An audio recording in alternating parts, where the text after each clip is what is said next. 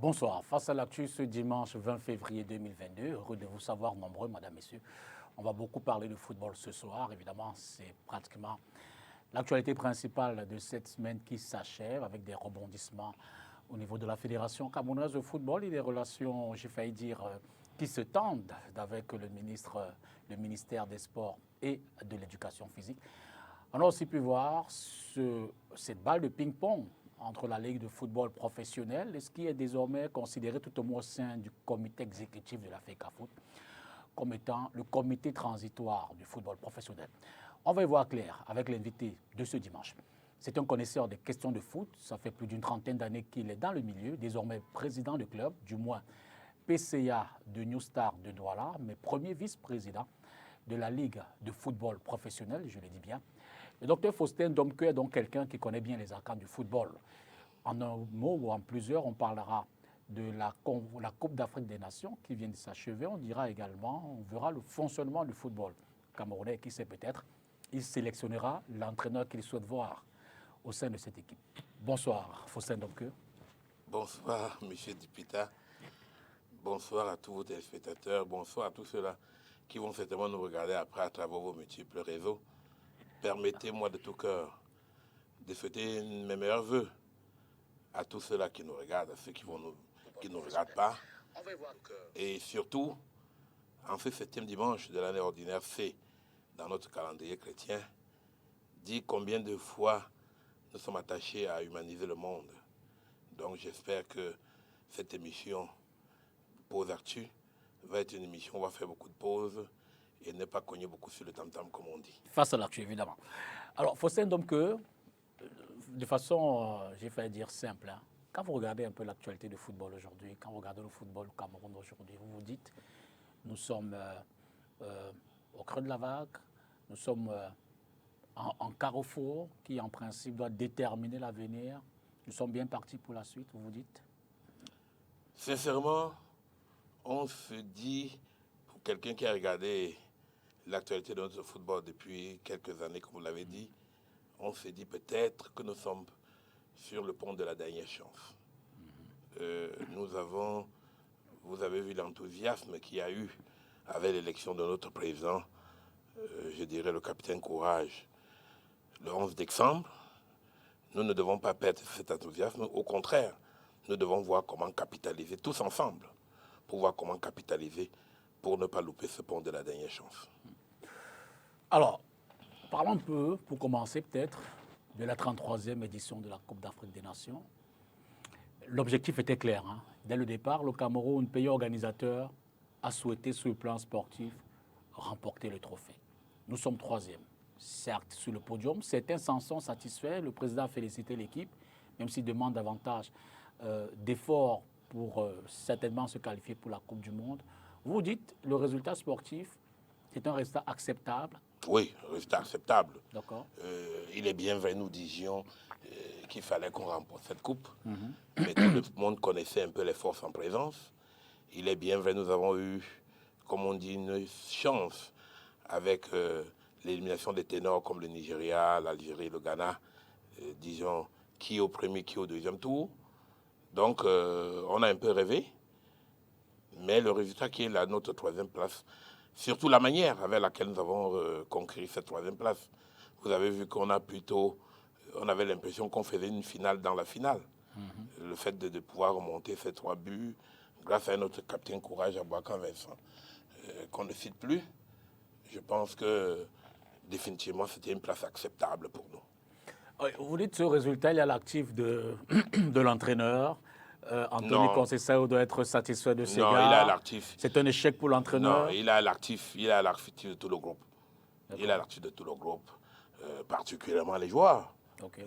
On dit toujours que c'est eux qui jouent, c'est eux qui à la dernière minute descendent sur l'arène et puis font ce qu'on leur a dit depuis des semaines, depuis des mois, mais aussi à l'actif de l'entraîneur, à l'actif des organisateurs. Quand je dis des organisateurs, je pense au président de la fédération, qui pour une fois, vous avez vu, s'est mouillé et allé avant les matchs toute la semaine. Moi, j'avais envie de dire que son calendrier était plus que chargé, avec les rendez-vous auprès des Lions indomptables. Donc à l'actif de tout le groupe, mais particulièrement les joueurs qui ont su vraiment, on ne les donnait pas beaucoup, hein. Certains ne donnaient pas même cette troisième place. Certains disaient, bon voilà, on va sortir dès le premier tour. Ils ont su capitaliser.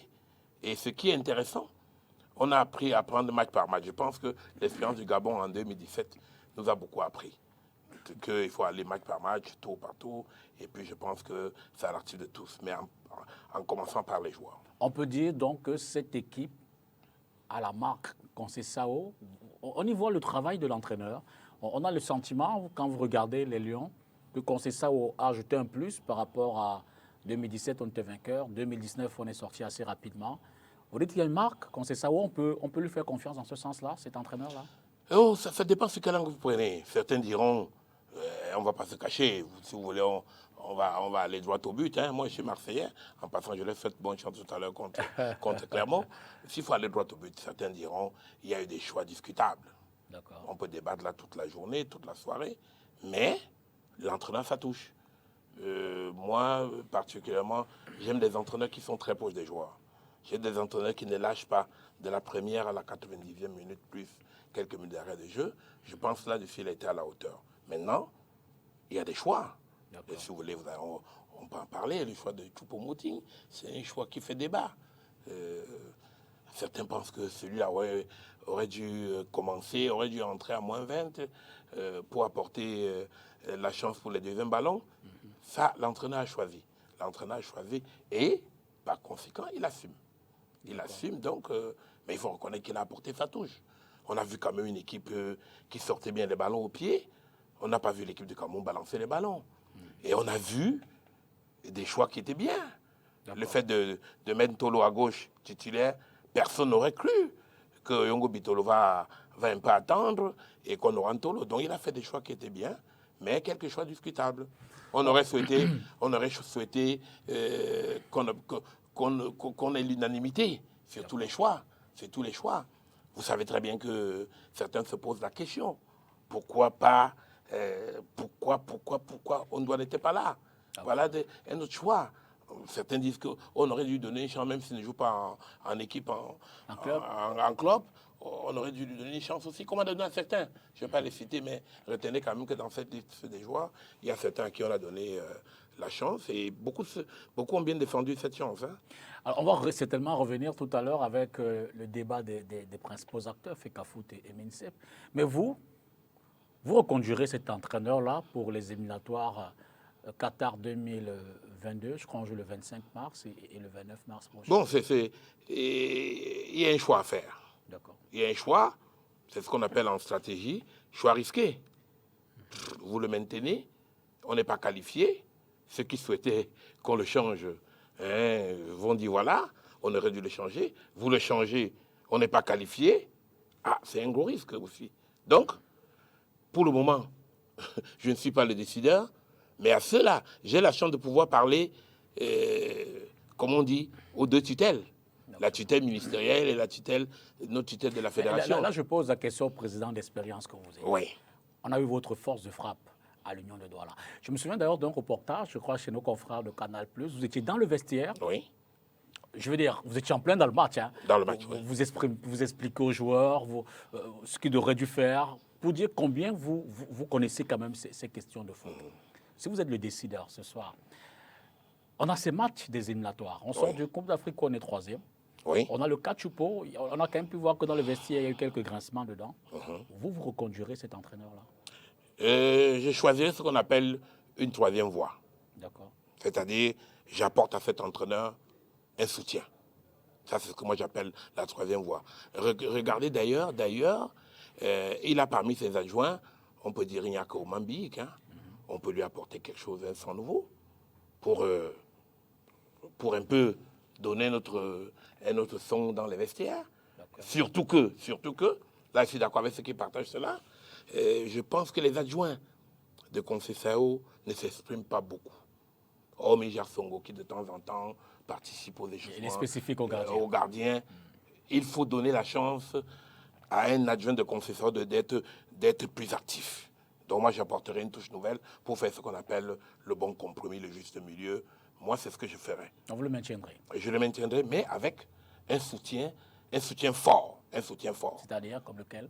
Comme lequel, oh, moi je n'ai pas la liste, Patrick je n'ai pas la liste Hugo indicative. Vincent, Bon, oui, François Mabé. non, je ne touche pas le staff, j'apporte Quelque chose de quelque chose de frais, quelque chose de fort, Et dans les noms que vous citez, chacun est caractériel avec quelque chose de positif. Patrick Mouma a de l'expérience, il aimerait bien laisser un peu le temps des plateaux de télé pour montrer. D'ailleurs, il a fait. Vous savez très bien que je suis au courant qu'il a parfois appelé des joueurs pour leur parler. On ne parlera plus de Samba Anak, qui est quelqu'un qui a du... Et ça le protège. Il ne sera pas beaucoup en première ligne, parce que ça c'est un risque. Absolument. Moi, je pense que ça c'est un risque pour notre capitaine Courage d'être, celui-là, capitaine Courage, d'être beaucoup en première ligne, en train de défendre. Il faut un peu le protéger. Donc, vous avez cité deux noms. Moi, je n'hésiterai pas entre les deux noms. Il y a d'autres. Avant peut-être de prendre le premier reportage, sortons un peu de cette Coupe d'Afrique, mais loin des stades. On sait quand même qu'elle a connu beaucoup de grincements dans son organisation, dans la construction des stades, et même jusqu'à l'heure du lancement de l'ouverture. Je veux dire, on n'était pas toujours serein. Il y a eu fatalement ces tristes morts d'Olembe, mais à la fin de la journée, le monde, l'Afrique a salué le Cameroun face à l'organisation de cette... Vous êtes un peu au cœur de ceux-là qui ont vu ce projet naître. Comment est-on arrivé là? Oh, quelle belle question. D'abord, il faut rappeler aux Camerounais que tout part de Garoua. Nous sommes à un match international de Coton Sport de Garoua. Nous rendons visite au président de la CAF, d'ailleurs, à ce papa à qui je fais un clin d'œil. Je vais le citer, M. Issaratou. Et on lance comme ça en se disant, Monsieur le Président, si demain vous n'êtes pas là, qu'est-ce que vous aurez laissé aux Camerounais sur le plan sportif, en termes d'organisation? Absolument. Et voilà, il dit, je n'ai jamais reçu de demande, je ne vois pas l'intention. À l'époque, on envoie un fax, un manuscrit. À Nairobi, on manifeste notre intérêt à pouvoir organiser. Et puis, vous savez que dans des assemblées comme ça, généralement, la 3e ou la 4e Coupe d'Afrique à venir, il n'y a pas beaucoup d'intérêt. Et voilà, effectivement, on avait choisi le Cameroun pour organiser 2019. Et voilà d'où c'est parti. Je vous raconte une anecdote. Le week-end, où on annonçait on était à Garoua. Et vous savez très bien la formule. On a vite récupéré l'événement. On a parlé de victoire diplomatique et victoire sportive. Ça, c'était pour rassurer les politiques, pour dire que, écoutez, on avait le choix de dire victoire sportive. On a dit non, on ne fait pas ça. On peut les faire un clin d'œil, les flatter. Et donc, on a marqué directement le coup. Victoire politique, c'est-à-dire victoire du président de la République? Non, victoire du président de la République, le premier sportif camerounais. Oui, parce que ça pouvait se démontrer pourquoi on parle de victoire diplomatique, mais c'était un choix de victoire diplomatique. Donc, ça a rassuré, beaucoup étaient surpris. Ça a rassuré les autorités qui, directement, ont compris que ça a un enjeu pas seulement sportif. Et vous avez vu, il y avait le plan de développement des infrastructures, le plan Pendis, qui ne décollait pas beaucoup. Et vous avez vu immédiatement, le premier sportif camerounais s'est impliqué. Personnellement, on a eu tout ce qu'on a eu avec vous savez très bien que le choix des stades, prenons le cas de Japoma, le cas de Bafoussam, le cas de Limbe, même le choix des noms. Les Camerounais étaient intéressés à tout. Absolument. Alors, il fallait être le dernier de classe pour ne pas comprendre qu'il y a un grand intérêt pour notre pays à bien organiser cette compétition. Malheureusement, on a eu quelques phases comme ça où les infrastructures ne suivaient pas le rythme qu'on avait prévu. Et vous connaissez ce qui s'est passé. Il y a eu ce que le chef d'État, le premier sportif, a appelé un glissement. Mais, comme dit un ami à nous de la CAF, Ismaël, les Camerounais aiment la double et la triple pression. Et on avait donc cette triple pression. Mais l'avantage, c'est que quand les Camerounais sont dos au mur, il y a un défi à relever. Et je pense que sur ce plan-là, nous avons relevé le défi de l'organisation. Nous avons relevé le défi de l'organisation et ça se calque déjà.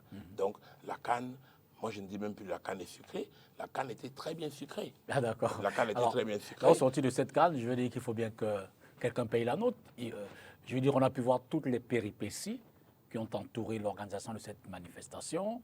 On a eu un glissement, comme vous l'avez rappelé. Oui. Et puis, il y a des comptes à faire. On ne sait pas exactement ce qu'elle a coûté. D'aucuns parlent de détournement des fonds publics. Vous êtes de ceux-là qui, aujourd'hui, demandent effectivement... Pas demande. Pas demande. Moi, je suis de ceux-là qui souhaitent que, d'ailleurs, dans le rapport général, figure un paragraphe sur ce qui n'a pas été. Et pas seulement pendant, ce qui n'a pas été avant. Et quand vous allez avoir ce chapitre, ce qui n'a pas été avant, on va certainement évoquer pourquoi est-ce que les travaux n'ont pas évolué au rythme dont on avait souhaité.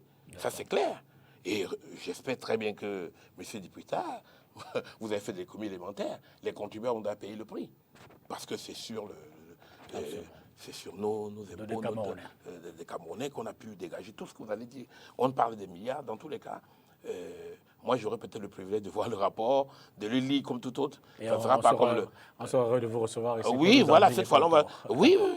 Donc, dans le rapport, il faudrait qu'il y ait un chapitre 0 ou 1, comme vous voulez, où on va parler pourquoi qu'est-ce qui n'a pas marché avant. Et dans l'avant, on parlera de cela. Et maintenant, s'il faut faire, comme vous dites, un autre bilan, peut-être on en parlera. Il faut dire qu'il y a des choses qui ont bien marché. Il y a des choses qui ont très bien marché. Et il y a une chose qui n'a pas beaucoup marché, c'est la billetterie. La billetterie en termes de vente ou de distribution. D'accord. Ça, on peut, comme dit le ministre Grégoire Ona, avec respect, si nous voulons nous préparer pour une grande manifestation footballistique mondiale ou continentale, nous devons revoir ce chapitre et repenser ou alors revenir à ce que certains avaient proposé. La billetterie a-t-elle eu des problèmes? En termes de vente ou de distribution, il y a eu un peu de retard. Okay. Et ce n'est pas normal que pour une compétition comme la CAN, que les gens puissent avoir des billets à moins 48 heures, 24 heures. Si vous faites l'option de faire la vente, on a les soins partout, on peut faire des ventes, même aujourd'hui en Lyon, on peut faire des ventes 30 jours avant.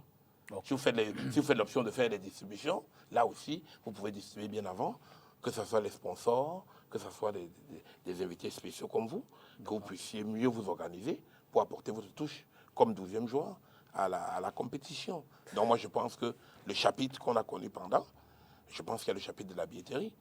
En termes de chapitre de mobilité et de mobilisation, on a rattrapé le tir, parce qu'on avait un bon exemple dans notre région du littoral, où le délégué général de la Sécurité nationale, M. Sogo, a vraiment, je dis le régional, a donné un bon exemple. Et je pense que son collègue de Yaoundé a un peu calqué, et on a amélioré les choses en dernière ligne. D'accord. Donc, je vous suggère qu'on prenne ce premier reportage, qui évidemment va nous remettre au cœur de cette équipe-là, les Lions d'Ontario, d'abord, pour rappeler cette sortie du ministre des Sports et de l'Éducation physique. C'était chez nos confrères de la CRTV. Là-bas, le professeur Narcisse Mouele Kombi a dit son envie, sa volonté, son engagement à reconduire l'entraîneur sélectionneur des Lions d'Ontario, tout au moins pour les rencontres de qualification de la Coupe du Monde Qatar 2022. Suivez ce reportage de Makeda Lignoto.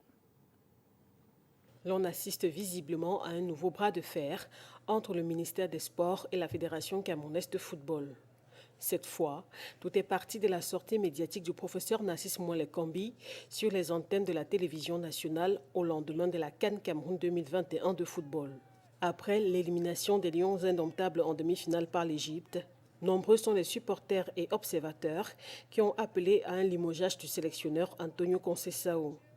Le 13 février, le ministre des Sports affirme: nous sommes dans une phase de refondation, de reconstruction d'une équipe. Et lorsqu'on regarde, j'en suis le témoin oculaire comme bien d'autres Camerounais, il faut que la raison puisse prédominer. Lorsqu'on regarde le palmarès des matchs qui ont été livrés sous ce qu'on peut appeler l'ère Conceição, vous avez 23 matchs. En 23 matchs, vous avez 14 victoires, 7 nuls. C'est-à-dire 21 matchs sans défaite et 2 défaites sur 23 matchs. Je voudrais dire que l'urgence actuellement, c'est la préparation dans la sérénité, dans l'unité, dans l'harmonie des barrages en mars prochain, c'est-à-dire dans 1 mois et quelques jours. Et pour cela, nous avons une équipe une équipe qui est en train de monter en puissance, une équipe qui a montré sa force, son fighting spirit, sa combativité. La décision du patron des sports de maintenir le sélectionneur des Lions indomptables n'est pas du tout appréciée par la FECAFOOT. Elle le fait savoir dans un courrier adressé au ministre des Sports le 14 février. Courrier dans lequel le président de la FECAFOOT, Samuel Eto'o-Fils, affirme que la réflexion sur le maintien ou la résiliation du contrat avec l'actuel sélectionneur est toujours en cours et que le ministère sera informé de la décision adoptée au moment opportun. 16 février à Limbé, c'est au tour du comité exécutif de la FECAFOOT réuni en session ordinaire de donner 72 heures au président de cette association de prendre une décision concernant l'avenir d'Antonio Conceição comme sélectionneur des Lions indomptables. Fin de citation. Depuis, c'est le branle-bas au sein du milieu sportif avec la mise en exergue du décret présidentiel du 26 septembre 2014 sur l'organisation et le fonctionnement des sélections nationales de football. Il est clairement stipulé que la gestion administrative, sportive et technique des équipes nationales relève de la compétence de la FECAFOOT. Toutefois, la gestion financière est assurée conjointement par les deux parties sur la base de conventions et textes particuliers. Voici donc peut-être une réaction sur cette position claire, nette, sans ambiguïté du ministre des Sports. Bon, je retiens surtout l'unité. Nous avons besoin d'unité parce que de l'unité va découler tout ce que le ministre des Sports a dit, la cohésion. Nous devons être unis sur l'objectif de la qualification pour Qatar 2022. Je pense que ça, c'est indiscutable. Je vous renvoie dans les machines pour qu'après on vienne donc essayer de sous-peser les deux décisions. Le comité exécutif, le commerce comme on l'appelle, de la Fédération camerounaise de football s'est également réuni cette semaine. C'était dans la région du sud-ouest. Entre autres sujets sur la table, effectivement, il y a eu cette question de l'entraîneur. Le commerce a donné mandat à Samuel Eto'o-Fils de s'exprimer là-dessus. Ce dernier a d'ailleurs eu 72 heures. Compte rendu de séance. Qu'une passe manquée ne fait pas de votre coéquipier un adversaire sur le terrain. Lors de la session ordinaire du comité exécutif de la Fédération camerounaise de football tenue le 16 février dans le sud-ouest, le président Samuel Eto'o-Fils fait une annonce forte. À ce jour, nous avons pu obtenir un accord avec le président général Semengue, quelque chose qui me tenait particulièrement à cœur et dont le détail reste à parfaire. Ces détails sont bien évidemment liés au football professionnel, actuellement en perte de vitesse au Cameroun.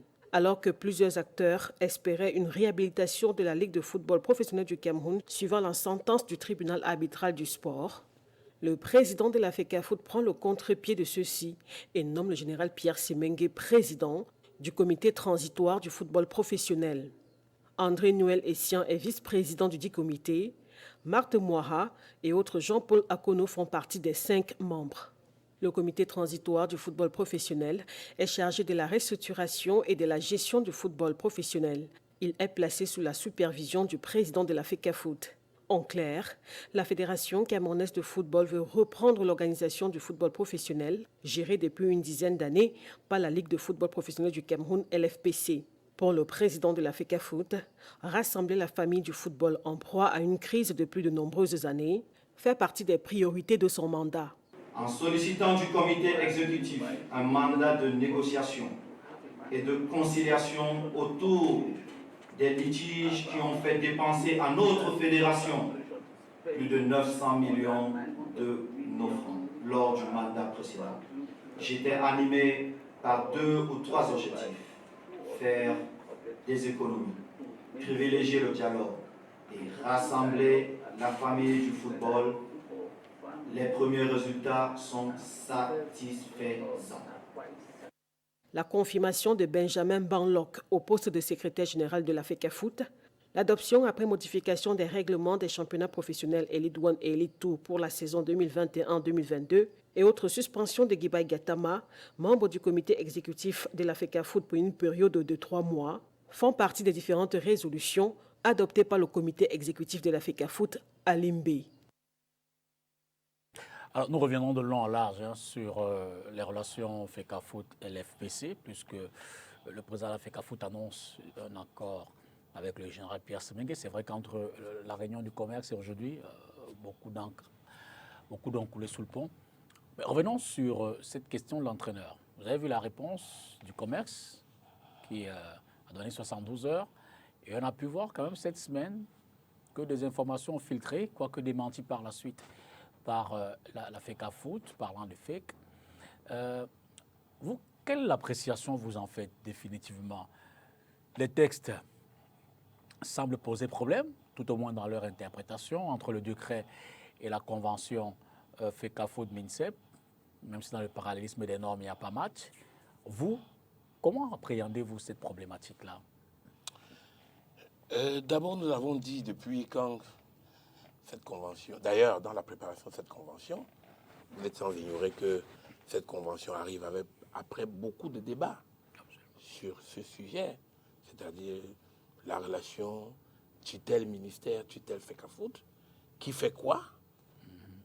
Malheureusement, comme disent les juristes, les textes n'ont pas été rédigés au-delà de toute interprétation. C'est-à-dire qu'il fallait les rédiger un peu plus clairs. Néanmoins, à l'époque, on a donné le signal. Je dois dire que beaucoup nous ont donné tort. Vous savez que dès lors qu'on fait des propositions, on vous classe du côté de l'adversité. Or, dans les débats, devrait jaillir quelque chose de plus clair. Néanmoins, on a fait avec. Aujourd'hui, le débat est ressurgé. Moi, je pense que dans le cas d'espèce, si nous parlons d'unité, moi, je ne sais pas pourquoi est-ce que nous ne voulons pas toujours copier ce que les autres ont. Quand il y a quelque chose qui n'est pas clair, on demande une interprétation. Ça peut se faire de deux manières. Autour d'une table, où on se donne 48 heures, 112 heures, pour dire comment nous surmontons cette différence. Ou alors on demande aux gens compétents l'interprétation de ces deux textes qui se chevauchent ou qui se contredisent. Donc moi je dirais que vous faites du côté du ministre, du côté du président de la fédération, vous allez trouver toujours quelque chose pour dire l'autre a raison, l'autre a tort. Mais dans le cas d'espèce, faisons très attention. Moi j'étais de ceux qui disaient ne laissons pas le ministère gérer financièrement notre fédération. C'est-à-dire, si vous laissez que le ministère paye les pénalités pour le coach Clivert et le coach Sidorf, si vous laissez que le ministère paye les pénalités, je veux dire les sanctions de la commission de l'éthique de la FIFA, Hugo Bros, on s'expose à quelque chose qui n'est pas bien. On en est là aujourd'hui. Donc nous devons voir comment est-ce que définitivement, la fédération doit s'autofinancer. Donc vous dites, en d'autres termes, l'indépendance financière de la fédération va clore ce débat. Va clore ce débat. Si la fédération peut payer son entraîneur, pas seulement, elle pourra le choisir. Mais bien sûr, clairement. Elle pourra le choisir librement. Et la fédération est capable, avec ses ressources aujourd'hui, surtout aujourd'hui, où le président a beaucoup de pistes de recettes dans les caisses de la fédération, nous devons voir comment est-ce que nous devons prendre en charge le financement des entraîneurs de nos sélections nationales. Et je pense que cette prise de position forte viendra résoudre quelques problèmes que nous avons. Maintenant que nous ne sommes pas encore là, moi je propose, c'est une proposition. Nous pouvons nous qualifier que nous sommes force de proposition, nous inclusifs. Je pense que si le président de la fédération fait donner encore 72 heures, ce qui est très intelligent et sage, c'est de continuer à mener la réflexion. Moi, je peux que donner des pistes sur la forme. Parce que ce que je dirais dans le fond, comme j'ai l'opportunité de le voir, je le lui dirai quand il rentrera de la Gambie. Mais sur la forme, moi, je conseille qu'on puisse avoir rapidement entre les services techniques du ministère et de la fédération pour voir comment surmonter cette difficulté. Mais en attendant, les deux parties doivent faire le choix. Si le match d'Algérie est pour nous un match qui n'a plus un enjeu majeur, dans ce cas, on bouscule tout. D'accord. Mais si ce match a un enjeu majeur, les deux parties ont intérêt à s'asseoir et trouver une solution de compromis pour que nous préparions ce match, effectivement, dans la plus grande sérénité. Vous savez, la participation à la Coupe du Monde, selon mes chiffres cette année, fera rentrer pas moins de 6 milliards de francs. Nous allons passer seulement de 4 à 6 milliards. Certains disent le double. Donc si c'est là qui disent le double, nous sommes à 8 milliards, vous faites quoi?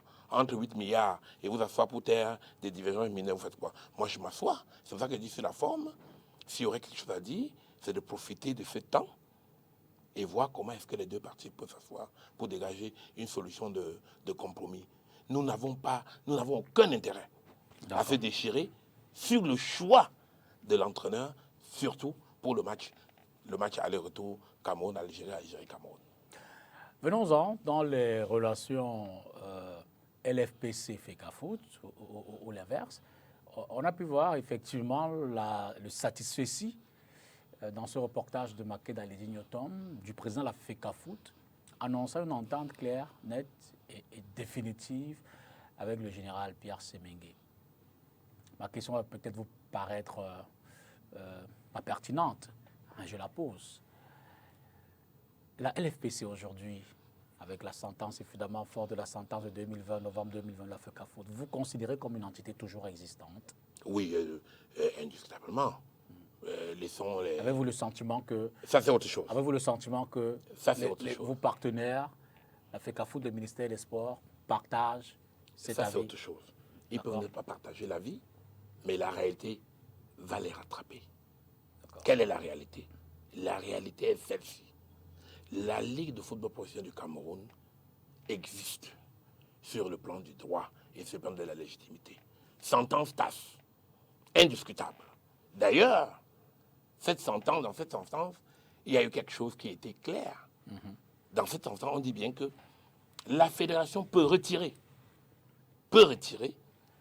la compétence de l'organisation des championnats. Vous avez vu tout à l'heure, votre correspondant, votre correspondante a dit quelque chose. La restructuration et la gestion du football. Est-ce que vous entendez par gestion organisation? La question se pose. Là aussi, on peut jouer avec des mots. Mais ce qui est clair, indiscutable, au-delà de tout doute, la Ligue de football professionnel du Cameroun, elle existe, elle n'est pas dissoute. Je renvoie à la sentence. Maintenant, on peut faire un peu du ping-pong pour dire, oh, j'ai mon ami et frère, M. Nzang, le président de la PGS, un ami très proche, qui me semble me taquiner. Président, vous êtes premier vice-président de quoi? Léon, je te réponds, premier vice-président de la Ligue de football professionnel du Cameroun. Elle existe. Maintenant, est-ce qu'il était judicieux de retomber sur la création d'une autre structure pour gérer Comité transitoire. Comité transitoire. Avant peut-être d'arriver à cette question. Oui. Vous faites bien de le relever. Vous avez bien fait de le relever tout à l'heure dans le contenu. Si elle existe aujourd'hui, je veux dire, qu'est-ce qu'elle a? Oui. Qu'est-ce qu'elle vaut? Ah c'est oui. Quoi son contenu? Oui. Merci, je rebondis. Le contenu n'est pas seulement l'organisation des compétitions. D'accord. Dans le contenu, la Ligue de football professionnel a une assemblée générale. Donc, l'assemblée générale de la Ligue peut se tenir pour assumer ses responsabilités. On n'a pas retiré les compétences de l'assemblée générale. Vous savez, moi, j'ai eu le privilège et la chance d'être dans un débat, dans une juridiction à la FECAFOOT, où j'ai essayé de démontrer qu'effectivement, l'assemblée générale, les commissions juridictionnelles de la Ligue existent. Elles ne sont pas dissoutes. Je veux dire, tout ce qui a été retiré... Enfin, les structures. Tout ce qui a été retiré, c'est l'organisation des compétitions, ce qu'on appelle Ligue 1 ou Ligue 2. On pourra... L'intitulé n'est pas important à ce jour. On a retiré l'organisation. Et la sentence est claire. L'avantage, c'est que c'est nous qui sommes allés au TAF demander au TAF de reconnaître que le retrait de l'organisation des compétitions était quelque chose d'illégal. Le TAF a bien répondu en disant la FECAPOUS peut retirer l'organisation des compétitions. Et elle a même défini comment ça doit se passer. Mais autre chose, il y a eu une bifurcation, on a eu la chance. Comme les autres voulaient à tout prix.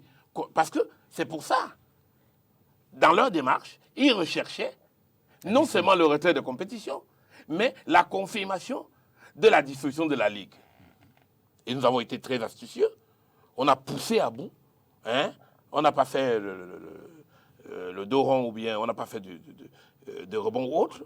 Puisque vous êtes très attaché au basketball, je vais utiliser ce thème de basketball. Nous sommes allés au front. On a dit, il faudrait que nous les poussions à bout pour que le juge puisse répondre, ou les juges puissent répondre définitivement si la Ligue est dissoute ou pas. Et le juge s'est prononcé. D'abord, sur la forme, le juge a décidé de faire une bifurcation des deux questions.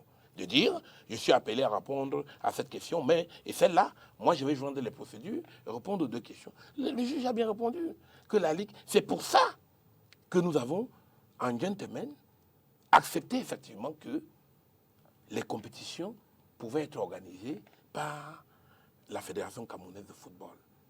Les compétitions pouvaient être organisées dans le cadre de la sentence, et je peux dire donc, avec la sentence, avaient le droit d'être organisées par la Fédération camerounaise de football. Il y a même eu une question que beaucoup ne se disent pas. On s'est même posé la question, est-ce qu'elle a le droit à partir du prononcé de la sentence? Ça, c'était un débat. On n'a pas voulu le faire. On s'est dit, bon, on reviendra toujours pour nous dire que la fédération pouvait.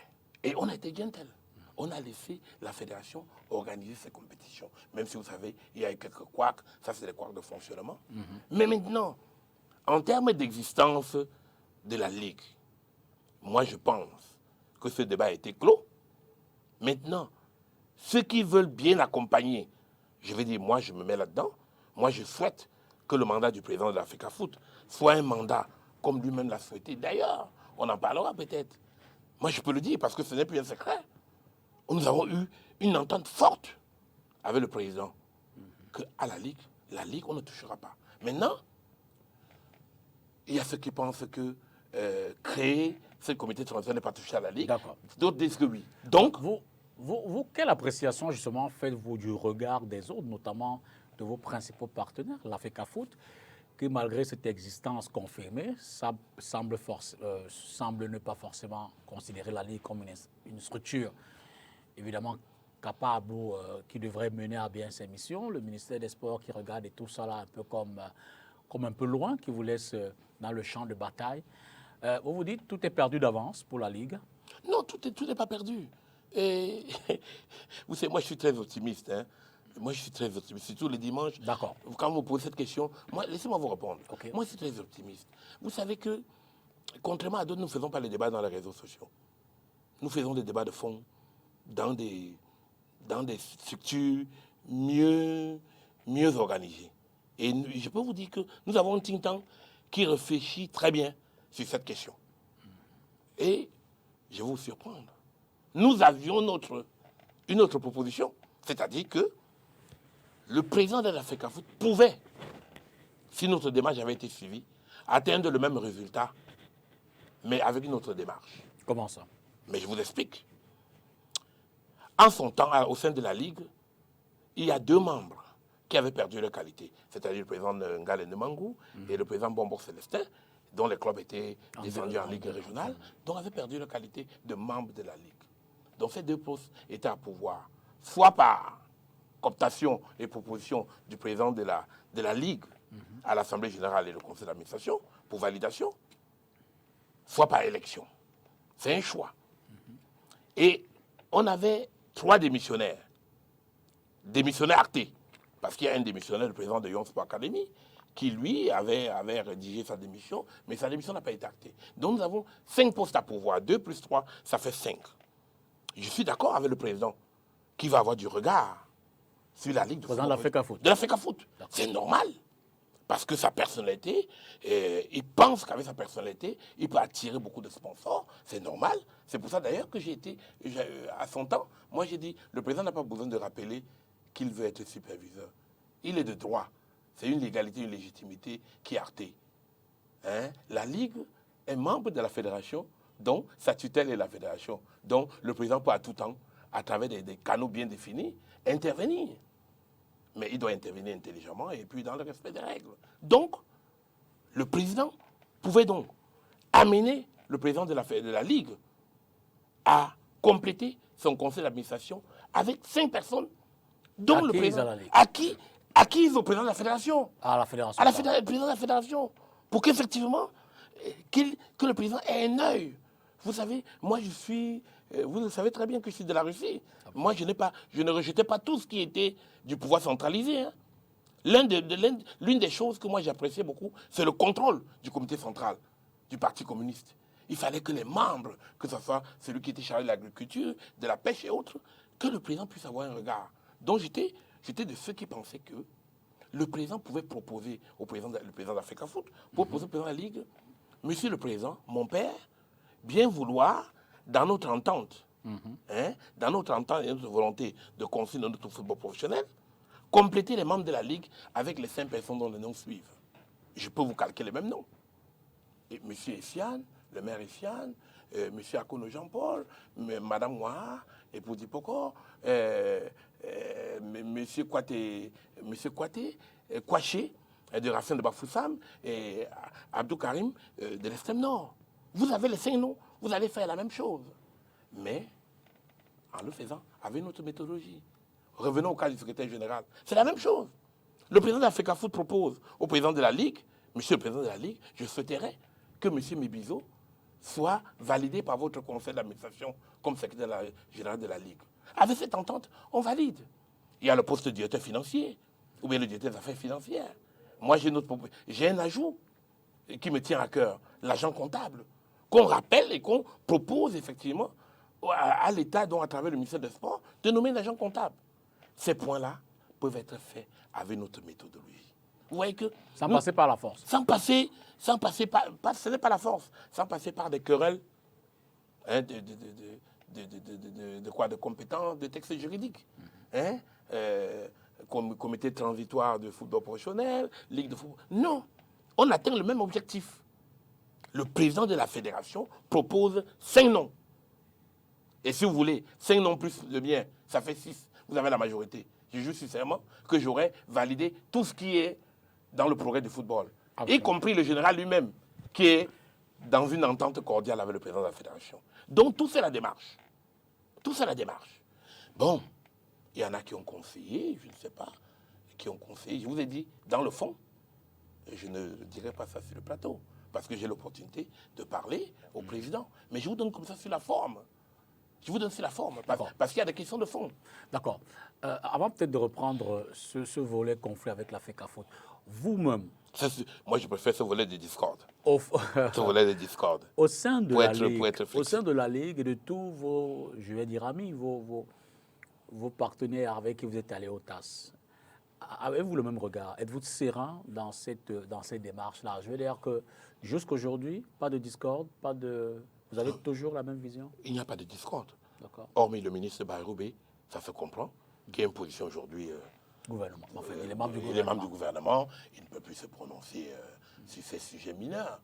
Il a d'autres choses à faire dans ce grand ministère de l'agriculture et du développement rural. Nous sommes sur la même longueur d'onde.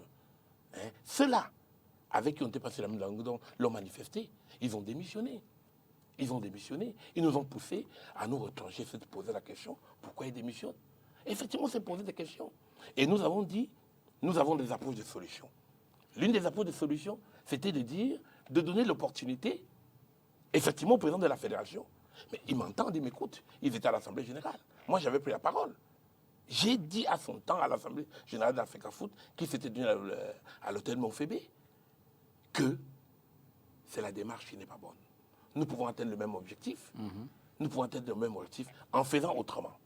Nous sommes sur la même longueur d'onde. Que ce soit avec le doyen d'âge, Pierre Boudjiko, nous sommes sur la même longueur d'onde. Que ce soit avec le membre du conseil, M. Ndormo, nous sommes sur la même longueur d'onde. Bon, mais il faut reconnaître que les forces sont équilibrées.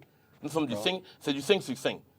Et il y a le ministre Baroubé qui parfois pouvait trancher, qui avait choisi à l'époque de dire, écoutez, pour le moment de ma position, je peux vous donner des conseils, soyez sages, prenez des bonnes décisions, mais je n'aurai pas à me prononcer. Déjà que la voix du président, en cas d'égalité, est double. On n'a pas voulu exploiter cela. Nous sommes tous dans l'entente de s'asseoir avec les autres et de dire qu'est-ce que nous faisons pour faire avancer la Ligue. D'accord. Maintenant qu'il y a un nouvel exécutif, qu'il y a le président, moi je vous ai dit, les questions de fond, nous allons le faire. Parce que tout n'est pas perdu. Tout n'est pas perdu. On en parle dans un moment. D'accord. Le temps de retourner avec la collaboration de Adonis Siamen, qui évidemment réalise cette émission, prendre ce reportage. On revient en image sur l'ascension du Mont Cameroun. Je pense que c'est la 56e édition, je peux me tromper. Vous étiez d'ailleurs. Hein? Oui. Vous avez pu voir... On a pu voir aussi la bonne organisation. C'est le secrétaire général, M. Kouachal, qui me disait qu'ils avaient la pression de la CAN, Il fallait dans la continuité faire une très bonne relation. Je pense que c'est du A+. Hein. C'est du A+, j'y reviens là. C'était superbe. Il faut féliciter nos étrangers, les Kenyans, qui ont rehaussé l'image de cette compétition, malgré les difficultés à travers leur participation. Vous savez très bien qu'il y avait l'interrogation sur la participation des étrangers. Absolument. Ça a été mission accomplie. On a un Français qui a participé, on a des Kenyans qui ont participé. Selon nos informations, il y a quelques Éthiopiens qui ont manqué leur vol. Ça a été regrettable de voir que les Éthiopiens manquent le vol dans leur pays. C'est pas grave, mais je pense que, j'en ai un peu parlé, que ce soit avec le président ou le secrétaire général, il faudra être imaginatif pour inviter beaucoup des étrangers à cette compétition qui rehausse notre mouvement sportif. Et ça, on veut devoir le résumé de la phase définitive, donc l'arrivée de quelques acteurs sur la ligne, évidemment, d'arrivée au portage.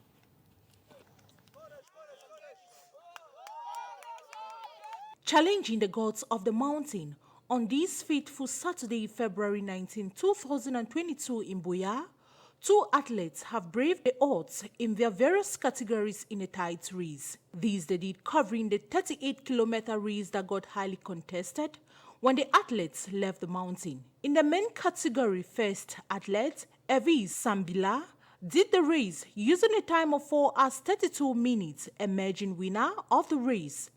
The 26-year-old Evis Sambila from the Northwest region break away from Gottlob Gapsibui in the final stretch of the race, first leaving the former champion in the second position, while Adamu in the third spot.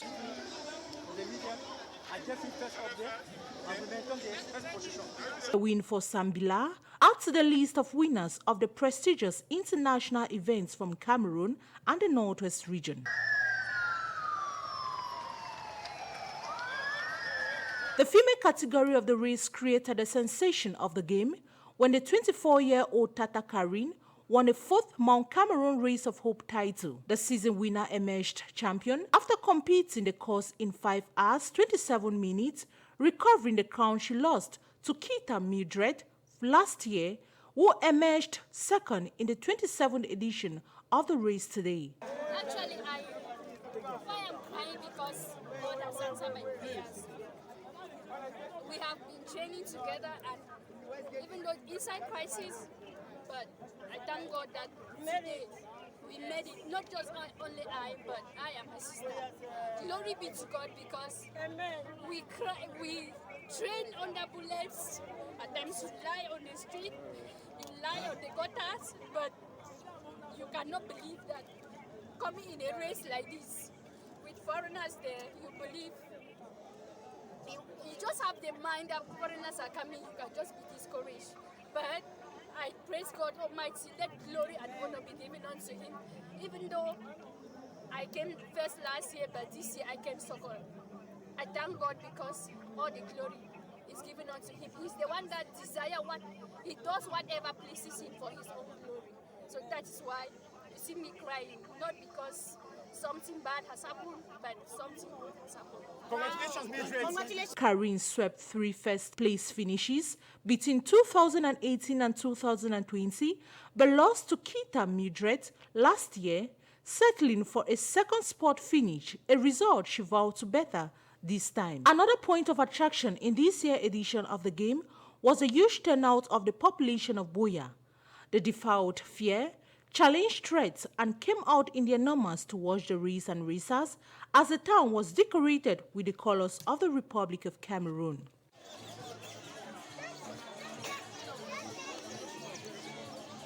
However, the winners received their medals and trophies from the authorities, while bearing in mind that preparations for next year's race have to begin now. Parlons football, Président. Revenons donc avant de parler football, vous voulez faire un commentaire? Il faut dire félicitations, non seulement aux organisateurs, mais à nos forces de maintien de l'ordre. Absolument. Vous avez vu le déploiement et surtout la sagesse en ce qu'on appelle en termes de sécurité. Comment tout était dissuasif mais efficace. Absolument. Donc on va faire un clin d'œil au ministre délégué à la Défense, au secrétaire de la gendarmerie. Des questions sécuritaires. Sécuritaire, moi je pense que la méthodologie là-bas, c'est du A+++. Absolument. Ouais. Il faut le dire pour le souligner. Revenons donc au commerce. Samuel Eto'o a d'ailleurs été très applaudi tout à l'heure, le président de la FECAFOOT, lorsqu'il a annoncé une entente entre la FECAFOOT et la Ligue, du moins entre Entre lui, le président de la FECAFOOT et le président de la Ligue. En quoi consiste cette entente? Quel est le contenu de cette entente? Que se sont-ils dit? Sur quel point se sont-ils entendus? Aïe. Caille. Comment? Même si je suis un ancien de la KGB. Mais on va pas arrêter l'émission. Puisque n'allez pas me demander de jeu, c'est de répondre. De dévoiler les contenus ou bien le contenu des ententes. Bon, sous la forme, on peut dire que le président de la fédération, comme il a dit au comité exécutif, avait le souhait qu'il y ait une entente ferme avec le président de la Ligue pour voir comment continuer l'organisation des compétitions. Et ça, on peut l'affirmer, qu'entre les deux, il y avait un accord de principe. C'est ça, on ne discute pas. Pour voir comment continuer, c'est-à-dire le rôle de chacun. Le rôle de chacun. Quel devait être le rôle de chacun, ou bien comment est-ce qu'il pouvait être complémentaire. Je pense là-dessus, que ce soit les lettres réelles ou pas réelles. On y arrive, ça fait partie de... On y arrive. Il y a un chapitre qui ne trompe pas, c'est constant, qu'ils se sont parlé. Au moins, ils se sont parlé. Et tout ce que je peux ajouter, c'est qu'ils se sont parlé une fois. D'accord. Ils se sont parlé une fois. Dans tous les cas, plus de 2-3 fois. La Ligue a... Oui, allez-y, excusez-moi. Vas-y. La fédération a annoncé le démarrage du championnat, et puis on a parlé d'un report. Non. Je veux dire, Il y a eu... Qui organisera le prochain championnat de football professionnel au Cameroun? Qui organisera? Oui. Entre la Ligue et la fédération, pour être plus précis. Mais dans tous les cas, tu ne parleras pas de fédération, puisque pour le moment, on parle de comité de football transitoire.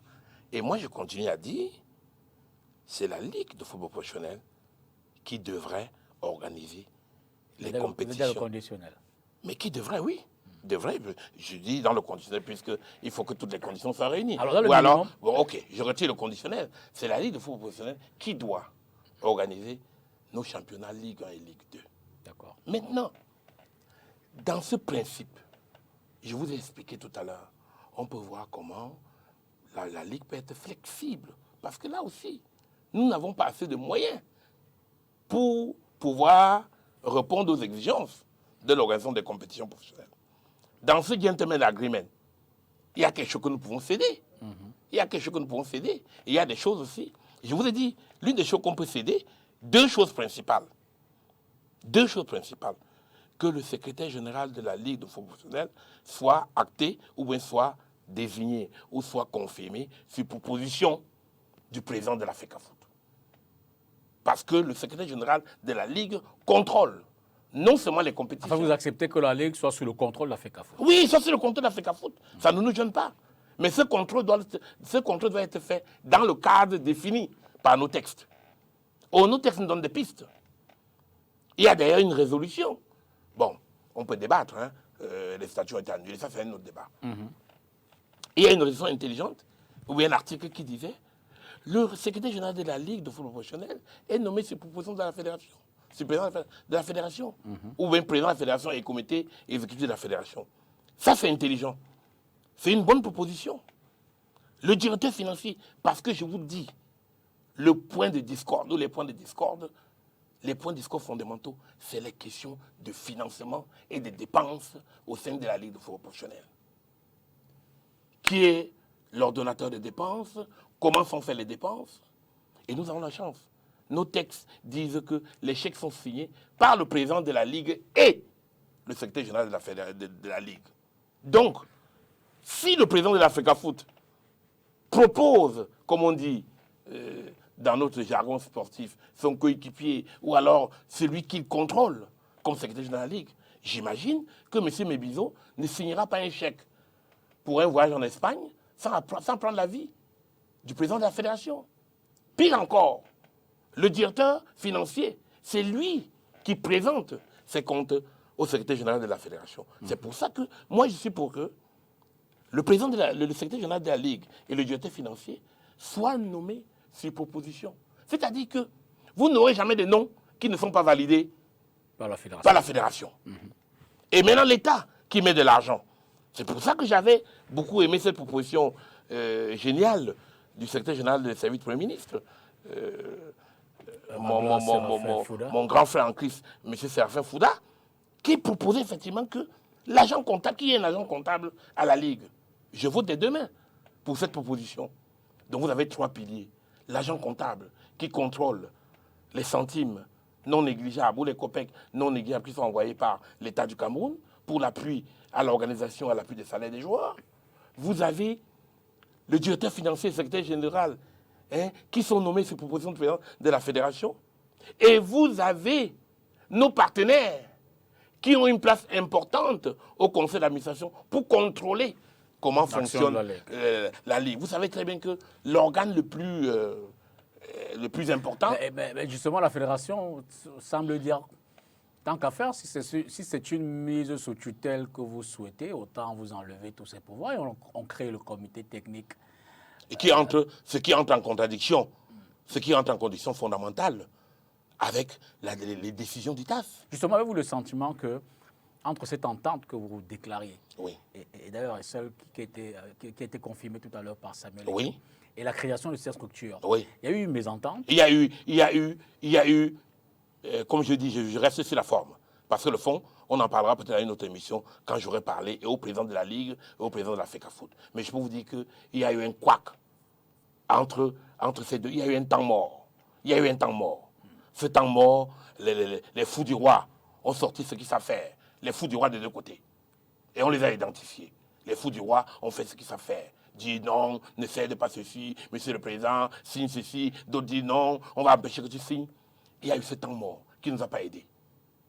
Et c'est pour ça qu'on parle de la confidentialité des informations. Et ça a fuité, effectivement, qu'il y avait une entente qui se préparait. Et chacun voulait voir qu'est-ce qu'il y a dans l'entente. Qu'est-ce qu'on gagne, qu'est-ce qu'on gagne. Est-ce que je perds ma place? Moi, j'ai tout dit. Vous avez vu que vous ne m'avez pas vu écrire de lettres. Hein? Moi, je suis premier vice-président de la Ligue élu. Qu'on ne me mette pas dans un comité transitoire ou dans un poste. Moi, je n'ai pas besoin. Hein? Comme a dit le président, je préfère être l'électron libre, avoir mon indépendance, hein? Même si l'indépendance est réduite un peu par le droit de réserve que j'ai, en tant que quelqu'un qui est écouté, que ce soit par le ministre et particulièrement par le président de la fédération. J'ai le droit de réserve, sur le fond. Mais je ne peux pas me retenir sur la forme. Alors, de dire effectivement qu'il y a eu un temps mort. Et ce temps mort ne nous a pas servi. Malheureusement, il y a eu un couac. Et je vous dis... Le couac a porté sur quoi notamment? Sur les divergences, sur certaines divergences, sur des questions financières. Il ne fallait pas céder quoi, il fallait conserver quoi? Quelle question? Allons-y. Quelle question? Vous m'envoyez encore dans le fond. Bon, pour vous faire plaisir. Hein, j'ouvre un peu la porte. Hein. J'ouvre la porte ou la fenêtre. Le président de la Ligue disait il faut laisser la Ligue telle qu'elle. Et le président de la fédération souhaitait qu'il y ait une certaine amélioration. Et d'ailleurs, je veux me répéter, j'étais de ceux qui donnaient une piste, une petite piste. Comment au président de la fédération atteindre cet objectif? Et je disais au président de la Ligue, sois flexible. Sois un peu flexible cette fois-ci. Ne nous expose pas à une deuxième situation, on va dire, malheureusement, on en est là. Mais je vous dis, nous pouvons tout rattraper. Parce que dans la lettre, écrite ou pas écrite, signée ou pas signée, il y a un paragraphe qui est intéressant. Et qui est intéressant, le paragraphe dit, nous sommes ouverts à voir comment nous allons surmonter cette divergence-là. Et les clubs peuvent jouer leur rôle. D'accord. Les clubs peuvent jouer leur rôle, amener à dire, bon, on va réfléchir, amener à dire comment atteindre cet objectif. Et dès lors, et je crois que cette question renvoie donc aux lettres, vraies, fausses, pas vraies, fausses. Comment avez-vous accueilli la nomination du président général Pierre Semengue comme président de ce comité transitoire pour évidemment le football professionnel en tant que membre de la Ligue? Vous, c'est le lieutenant. Vous vous êtes dit, le président vous a-t-il lâché? Non. Vous vous êtes dit, il y a une compréhension. Vous vous êtes dit, la FECAFOOT nous a donné l'impression qu'on est d'accord et finalement, elle montre effectivement qu'elle a d'autres visées qui n'est pas forcément dans notre intérêt. Que vous êtes-vous dit? Vous savez que j'ai écouté attentivement votre question. Absolument, Écoutez votre réponse. Écoutez la réponse. Avec attention. Première des choses, cette FECAFOOT a été plus intelligente que la dernière. Elle a au moins eu l'intelligence de dire, OK, un accord de principe, c'est le général Pierre Semengue qui sera à la tête de la structure. Donc, ça, c'était un peu, comme on dit, du bon bonbon donné. Donc, de voir que on a dit le général Pierre Semengue sera à la tête. Mais nous sommes en football, nous sommes une équipe. On a dit, oh, est-ce que quelqu'un a oublié que nous sommes une équipe? Et qu'on ne choisit pas seulement le meilleur buteur ou le meilleur gardien de but. On choisit une équipe. Là, on s'est posé des questions. La notion d'équipe. Néanmoins, on voit que l'équipe, il y a la volonté de remplacer l'équipe par certains, ce qu'on appelle entre guillemets, des vrais joueurs ou des bons joueurs. Des bons joueurs et certains des joueurs dont leur qualité peut être discutable, suivez mon regard. Je veux bien. Voilà. Suivez votre regard. Vous allez suivre tout à l'heure. D'accord. Donc, leurs qualités peuvent être discutables dans le temps et l'espace. Est-ce que, selon la capacité de s'affirmer au sein d'une ligue moderne qui va entamer une phase aussi importante, je ne mettrai pas tout mon capital pour parier à cela. Je mettrai un seul copec. Car je peux vous dire, à mon avis, dans ce comité de transitoire, il y en a certains, moi je peux l'affirmer, qui ont à faire le devoir ailleurs. Pas dans un conseil d'administration ou bien une structure qui est appelée à diriger la Ligue de football professionnel en 2022. On aurait laissé ça passer en 2015, en 2011, en 2000, mais pas en 2022. On a des défis énormes qui nous attendent. Ça veut dire que, comme on dit, vous savez comment on disait à l'école, ça doit être calé. Des gens calés sur tous les points, financiers, stratégiques, sportifs. Ça, c'est mon point de vue. Maintenant, en ce qui me concerne les autres, moi je vous dis, ça ne me gêne pas que je ne sois pas dans ce comité. Je suis sincère avec vous. Je mets la main. Ouais, j'ai apporté mon livret de dimanche. Je mets la main là-dessus. Je dis, ça ne me gêne pas. Si et seulement si. Vous savez, quand on sort un joueur du stade, c'est belle Joseph Antoine qui aime beaucoup ce symbole. Quand on vous remplace, quand à la 60e minute, le coach dit, je veux faire un remplacement, il fait rentrer à votre place un Iniesta à la place de Xavi. Il n'y a pas de problème. Hein. Vous validez, vous êtes même content, vous vous embrassez. Mais quand vous sortez Robinho, vous sortez Mbappé, Kylian Mbappé, pour mettre Robinho au stade, alors là, Mbappé va partir en se disant, moi je ne salue pas le coach. Vous avez souvent vu cette image. Donc, je pense que cela qu'on a vous a manqué. Cela qu'on a amené au comité, certains n'ont pas le niveau. S'il va être dit, je dirais ce mot-là. Certains n'ont pas le niveau. Mais vous savez... Et c'est ça qui fait le hic. C'est ça, mais non, c'est ça qui fait le hic. À nous. Je veux dire, nous qui étions là, qui n'avons pas de jeunes, qu'on ne soit pas dans le comité, mais on a le jeune de voir que certains qui nous remplacent n'ont pas la qualité. Je ne dirais pas la compétence, n'ont pas la qualité. Ou bien n'ont pas le profil idéal. D'accord. Alors, définitivement, sur ce courrier, qu'il soit vrai ou faux, quelle est la position du président de la Ligue de football professionnel aujourd'hui vis-à-vis de sa désignation dans une structure créée par le commerce de la FECOF? Mais vous avez des... Mais je vous renvoie. Je ne vais pas dévoiler ça, tout le monde le sait déjà. Vous avez des correspondants qui sont dans un grand immeuble luxueux, Nouvelle Omnisport. Envoyez-les 2h du matin. Je vous donne les heures du général. Il se lève généralement à 6h30, 6h45, 7h, 7h15, 7h30. J'espérais avoir la réponse ce soir. Non, puisque c'est une réponse que doit donner le général. Dans tous les cas, vous aurez peut-être une réponse indicative. Mais je vous dis, dites à vos caméramans et vos réalisateurs de Yaoundé d'aller très rapidement demain faire le camping. Hein? Faire le camping à la résidence. Je ne pouvais pas répondre. J'y arrive. Faire le camping au domicile général et lui poser cette question avec caméra. Surtout qu'on écarte un peu les fous du roi. Que le général soit seul, sereinement, répondre à cette question dont la réponse paraît évidente. Une fois que j'ai dit cela, quand nous prenons maintenant les lettres, vraies ou fausses, en passant, ces lettres disent presque la même chose, dans le fond. Absolument. Donc, si nous prenons pour hypothèse que la lettre a été écrite, ou que la lettre est écrite par le général, on revient à ce que vous avez dit plus haut. C'est-à-dire qu'il y a un point de discorde. Pourquoi vous riez? Je reçois bien le premier vice-président Président de la Ligue de football professionnel. Je veux dire qu'à ce niveau, je me disais, vrai ou faux, qu'on aurait quand même une réponse certaine. Non, je ne vous donne, si vous voulez, bon, c'est vous qui faites l'interview, hein, poussez-moi la réponse, mais je commence à donner une approche de réponse. L'approche de réponse que je donne, c'est que ce qui est clair, je vous ai dit, dans le temps mort, il y a eu une divergence. D'accord. Une divergence, est-ce que je dirais insurmontable? Non. Mais on n'a pas beaucoup apprécié. Je veux dire, nous n'avons pas beaucoup apprécié de voir ce ping-pong, hein, ce ping-pong entre les lettres. La chance, ce que j'ai aimé, vous avez vu que le président de la fédération n'a pas réagi. Absolument. Il n'a pas réagi. Ils se sont rencontrés d'ailleurs. Oui, mais lui n'a pas réagi à ses courriers. Selon mes informations, il est capable au Togo, Sénégal, Gambie, pour des choses importantes. Lui n'a pas réagi. Je demanderai au fou du roi de ne pas réagir. Je demanderai aussi à ceux qui écrivent des courriers qui se concrétisent à l'administration. Il y a des courriers qui se concrétisent. Je veux dire, sur la forme, hein, de faire une cellule de rédaction des courriers du président d'Africa Foot. Vous voyez, je vous donne une réponse et vous avez tendance à ne pas vouloir écouter. Je vous suis. Parce que vous voulez rechercher notre question qui devait me mettre dos au mur.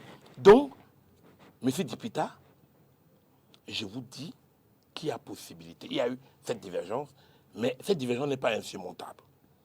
Elle n'est pas insurmontable. Moi, j'aurais souhaité que dès lors que le président de la fédération a dit qu'il y a eu entente, que cette décision sorta et que le président de la Ligue aille sérieusement travailler. En passant, si vous ne faites pas d'interview, attendons vite l'installation du comité transitoire du football professionnel, CTFP. Donc il y a, première étape, l'interview de FTV ou d'autres qui nous regardent. Surtout, allez-y vite, ne laissez pas qu'on ravise la vedette. Deuxièmement, l'installation du bureau. S'il n'y a pas d'installation, première séance de travail. Vous savez que généralement, dans ces séances de travail, on donne quand même 5 minutes, 2 minutes, 3 minutes à la caméra de montrer comment les gens s'installent. D'accord. Donc, vivement... Vous avez fait le schéma, vous devez dessiner l'organigramme ou alors le chronogramme d'activité des autres. Vous, à la Ligue, quel est votre chronogramme d'activité? À la Ligue? Oui, de football professionnel. Membre de la Ligue ou bien... Non, en tant que structure. Je veux dire, votre prochaine rencontre, vos prochains chantiers, vous vous organisez comment? Il faut dire pour le moment, vous savez que le président de la Ligue détermine un peu les chantiers. D'accord. S'il y avait un prochain chantier à faire, c'était l'Assemblée générale qu'il faut convoquer pour valider, c'est-à-dire d'abord le conseil d'administration, pour valider les règlements et les autres, compléter les autres membres du conseil d'administration et autres. Adopter le budget. D'accord. Et, je vais peut-être vous surprendre, chaque fois que la fédération fait d'abord les règlements, c'est un plus pour nous, puisque nous avons une base de travail. Généralement, les règlements qui sont adoptés par la fédération, quand nous on les reçoit, on travaille vite dessus pour voir où sont les contradictions entre certains articles, on les améliore. Maintenant, nous souhaitions, comme je vous ai dit, que ce soit le conseil d'administration de la Ligue ou l'Assemblée générale qui adopte ces règlements pour avoir une sérénité.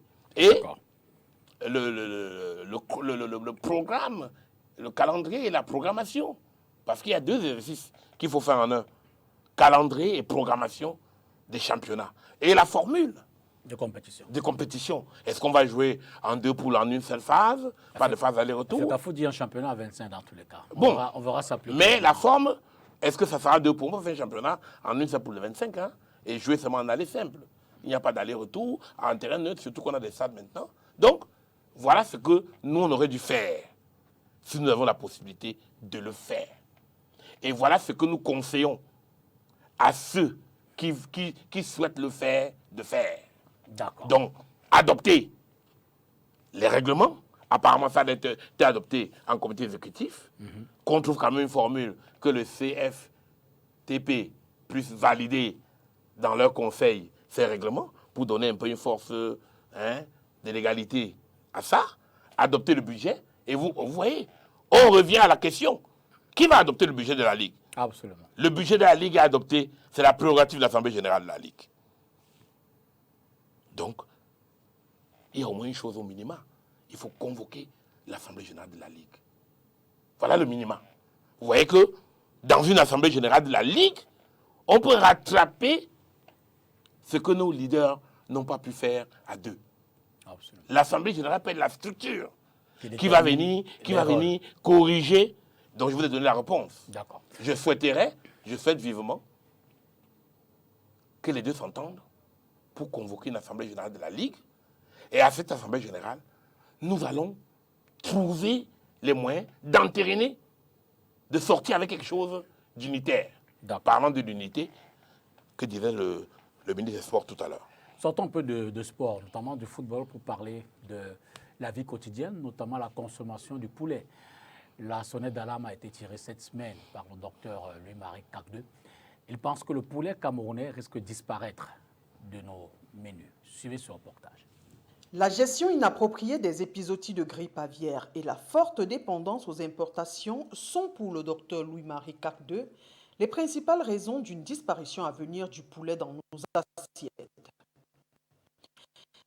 S'agissant tout d'abord de la grippe aviaire, selon l'universitaire, en amont, il existe un protocole sanitaire et ici, il a observé que les mesures de biosécurité, telles que ne pas entrer dans une ferme sans désinfecter les chaussures, sont observées avec beaucoup de relâchement. En aval, il y a des protocoles édités par l'OIE. L'OIE, c'est l'Organisation mondiale de la santé animale, qui indique exactement le chemin à suivre pour gérer une épidémie. Sauf que ce protocole n'est presque jamais respecté à la lettre. Par exemple, dès qu'il y a un premier foyer, le protocole demande que l'on fasse le zonage, donc l'on boucle le foyer sur un rayon de 10 km, que l'on détruit tout ce qu'il y a comme oiseaux. Pour la simple raison que sans ces oiseaux-là, il ne peut pas avoir de propagation. Et donc, cela permet de maintenir le virus et de tuer toute chance de propagation. Or, qu'est-ce qu'on fait? On ne le fait pas du tout. On demande, par exemple, que les barrières soient érigées plutôt au niveau des fermes. Ce n'est pas le cas. On voit que les barrières sont plutôt érigées en route. En route, lorsque les sujets supposés être déjà infectés sont sur la voie publique et donc ont déjà souillé le vêtement, les chaussures, etc. Et cela est susceptible d'engendrer des propagations. La deuxième raison, c'est la dépendance aux importations, bien que vu de près, l'un s'imbrique dans l'autre. Pour ce qui concerne les intrants, il y a 6 ans seulement, le Cameroun ne dépendait que de 40% de l'extérieur. Et donc, nous produisions nous-mêmes au Cameroun environ 60% d'intrants. Au lieu d'aller et d'améliorer la situation, nous avons plutôt régressé à cause aussi de la gestion catastrophique de la grippe aviaire, parce qu'il y avait des fermes comme la ferme de Vauxpetit à Yaoundé et beaucoup d'autres il y a une soixantaine d'industriels, c'est-à-dire des gens qui étaient capables de livrer 120 000 sujets poussins d'un jour. Et donc, cela permettait de régler le problème sur le marché. Aujourd'hui, vous n'avez plus qu'une dizaine. En solution aujourd'hui, la dépendance à l'extérieur, chiffrée à 90%, doit être maîtrisée.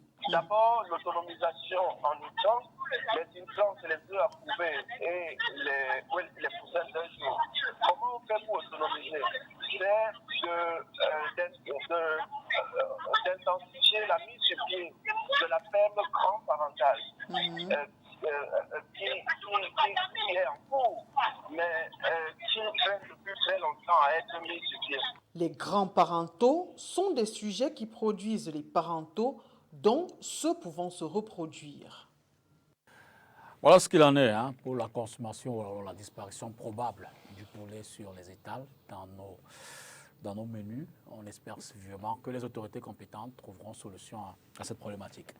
Président, revenons au football. Peut-être pour sortir définitivement de la question Ligue de football professionnel FECAFOOT. Êtes-vous serein pour la suite? Comment envisagez-vous la suite? Si j'ai accepté de partir à votre mission, c'est effectivement pour que la suite soit une suite plus calme. Et moi, j'ai essayé de faire une proposition que moi je juge incontournable. la convocation d'une assemblée générale de la Ligue.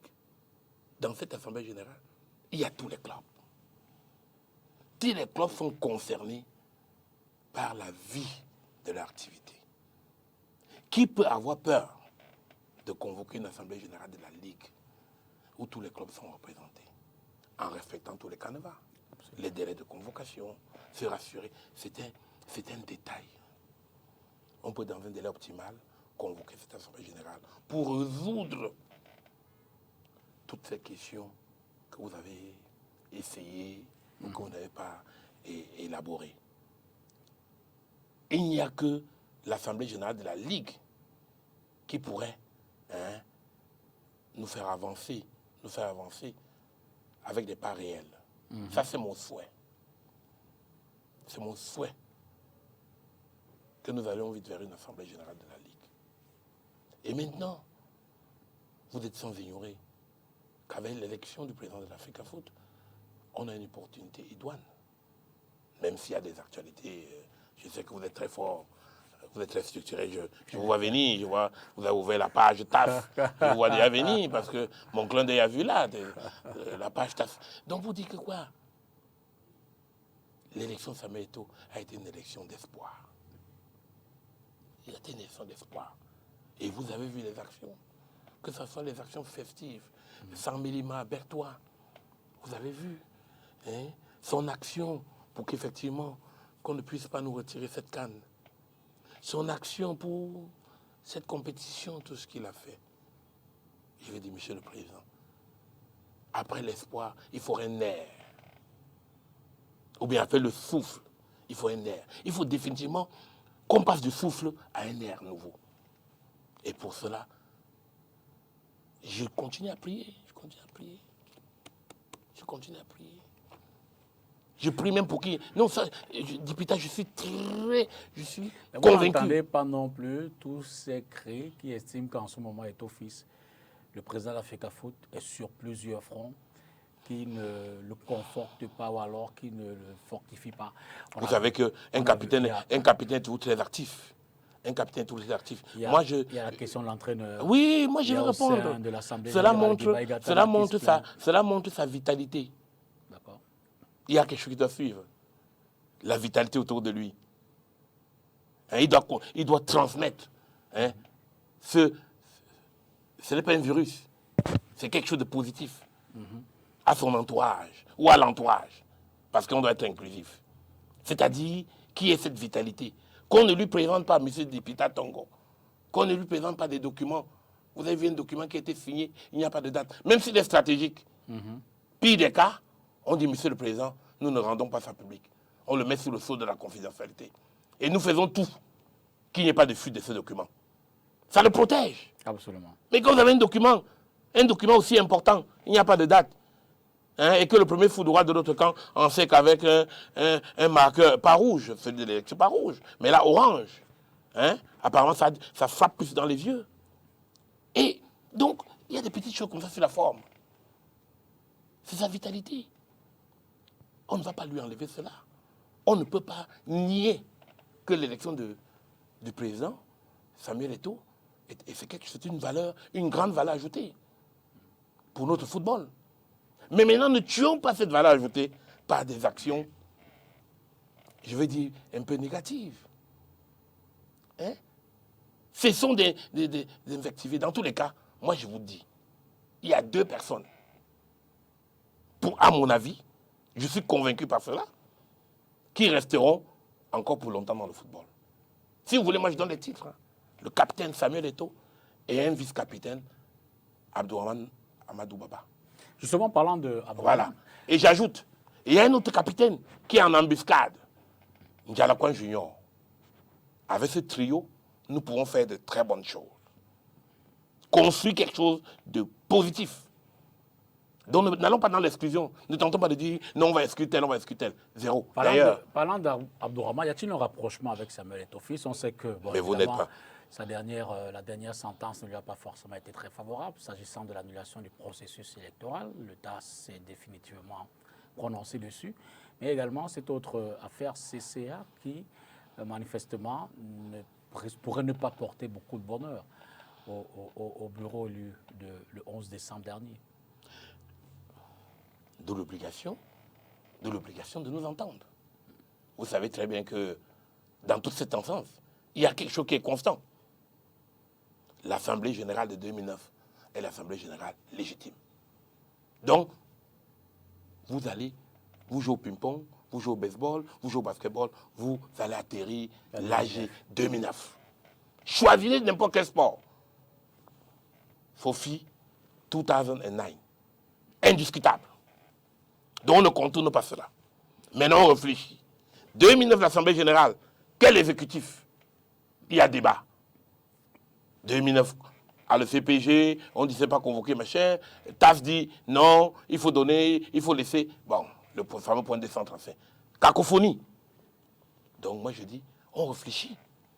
Est-ce qu'à ce palier-là, on ne peut pas penser à une constituante où tous les acteurs s'entendent pour dire, voilà 2009, voilà le bureau élu, le président Samuel Eto'o, qui est une force. Donc vous avez, si vous voulez, Foreman et Mahmoud Ali. Vous voyez que je donne le pouvoir. Là, Foreman, c'est ou Samuel ou l'Assemblée générale 2009.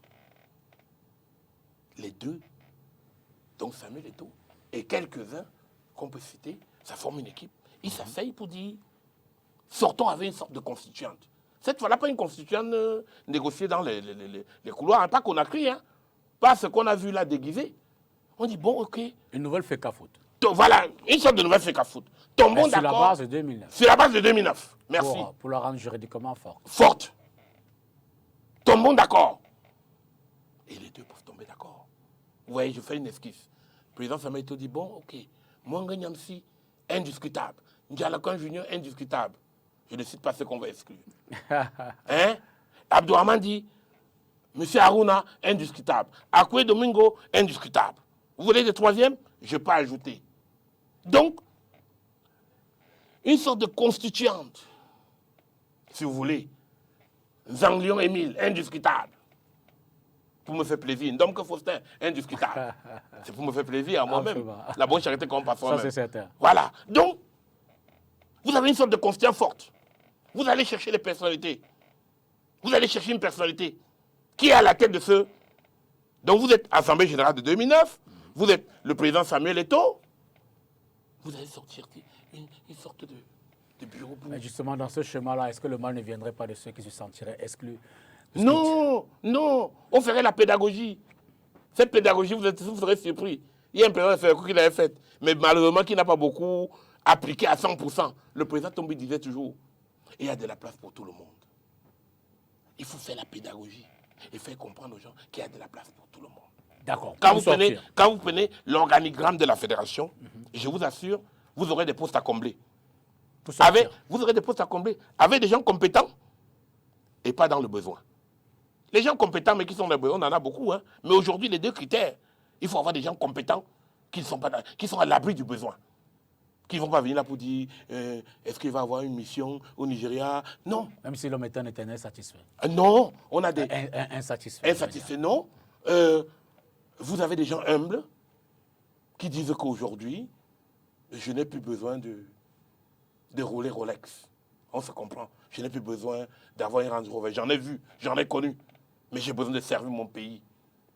Hein, vous connaissez, il y avait un ancien délégué général des sports ici, M. Ibia Poincaré. Absolument. Vous le connaissez, non? Absolument. Mais vous croyez qu'il est dans le besoin? Il n'est pas dans le besoin. Il n'est pas dans le besoin. On n'a qu'à lui dire, monsieur le délégué, monsieur Ibia, on a besoin de vous pour faire avancer notre mouvement footballistique. Il n'a même pas besoin de déclaration. Il va venir, il va servir le football. Et je vous ai donné juste un nom. J'en ai au moins 10 dans mon tiroir, dans mon coffre-fort. Donc, tout ça passe par quoi? Ça passe effectivement par l'unité. C'est-à-dire que quoi? Que le président de la fédération, jouissant de sa légitimité, de sa popularité, de son enthousiasme, plus dire à son frère, hein, ou bien à ses frères, au pluriel. Je n'aime pas beaucoup la formule quand on dit à son frère, ça fait trop perso. Hein? Et je dirais aussi à M. Abdourahmane, je ne souhaiterais plus que tu ailles voir le président tout seul. Il faut aller avec une équipe forte. Mbala, le président de la CFAC, Akoué Domingo, le président de l'Assemblée générale de 2009, un bon nombre, 5-6. Vous allez en force voir le président de la fédération. Il est assis à sa droite. Mongo Nyamsi, je l'ai dit à la condition, Céline Eko, Madame Céline Eko, qui a été courageuse de soutenir la candidature de Samuel Eto'o. Vous voyez, je lui donne cette valeur. Ils s'asseyent et ils reconnaissent que on tend vers un cul-de-sac. Nous n'allons pas laisser encore une énième normalisation. Parce que nous connaissons la formule. Dès lors que vous laissez... L'incompréhension persistait. Alors, ou bien vous laissez à une force intérieure de nommer un patron. Alors, une question. Oui. Vraiment pour sortir. J'espère. Non, le mission est même terminée. Non, c'est pas sûr. Demandez une prorogation. On a 1 minute 30. Monsieur le PDG nous regarde depuis les États-Unis. Demandez une prorogation de 10 minutes. On a 1 minute 30. Au chairman. Alors, il y a cette question du TAS. Oui. Il y a, j'ai fait cette incompréhension avec le ministère des Sports. Paierez-vous cher la tête de Samuel Eto'o fils à la tête de cette FECA faute? Jusqu'où pourra-t-il faire au regard de ces conflits, ces 4 ans pour lesquels il vient d'être mandaté? J'ai répondu tout à l'heure passivement à votre question, je réponds maintenant activement. C'est lui qui compte faire le football camerounais au XXIe siècle, en 2022 sans Samuel Eto'o, et voit l'échec. C'est lui qui compte faire le football camerounais en 2022 sans Abdourahmane et voit l'échec. C'est lui qui compte faire le football camerounais sans les vrais acteurs et voit l'échec. C'est lui qui compte faire le football camerounais avec des forces extérieures qui n'ont rien à voir avec le football. Et voilà l'échec. Vous avez la réponse. On a besoin de Samuel Eto'o. On a besoin de Samuel Eto'o. On a besoin de lui. Une fois que j'ai dit ça, deuxième ligne, on a besoin de M. Abdourahmane. Et on a besoin de tous les acteurs de football. Les vrais acteurs sont connus. Et qu'est-ce qui coince avec eux? Qu'est-ce qui coince avec eux? L'influence forte des gens qui n'ont rien à voir avec le football. Merci. Ils ont une dominance Faustin Domcœur. imaginaire. Merci pourquoi? Merci parce qu'on a fait 1h30. Moi, je vous dis merci. Et je vais terminer par une citation de dimanche. Si quelqu'un vous gifle à la joue droite, tendez-lui la joue gauche. Priez pour vos ennemis. Priez pour ceux qui vous haïssent. La raison et la foi passent par là. J'espère vivement que les acteurs du football, dans l'ensemble, vous écouteront et implémenteront cette sagesse du dimanche, qui c'est peut-être pour que ce football-là, définitivement, sorte... Dans tous les cas, ils vous ont écouté. Moi, j'ai parlé, j'ai dit, et je n'ai même pas dit tout. J'ai dit d'abord sur la forme. Parce que moi, je suis un bantou, je respecte le chef. Je parlerai au chef sur le fond, au chef au pluriel, sur le fond, et je reviendrai vers vous d'ici quelques temps. S'ils ne me comprennent pas, vous parlez maintenant sur le fond. Nous sommes déjà impatients de vous recevoir. Oui, et je vais tout faire pour qu'ils m'entendent et qu'on puisse avancer d'un pas. Merci. Et ce pas-là, c'est le meilleur de notre football. Et ça passe par la première qualification. Madame, monsieur, merci à vous également d'avoir regardé cette autre édition de Face à l'actu ce dimanche. Demain, c'est lundi d'avance. Bon début de semaine. Bonsoir.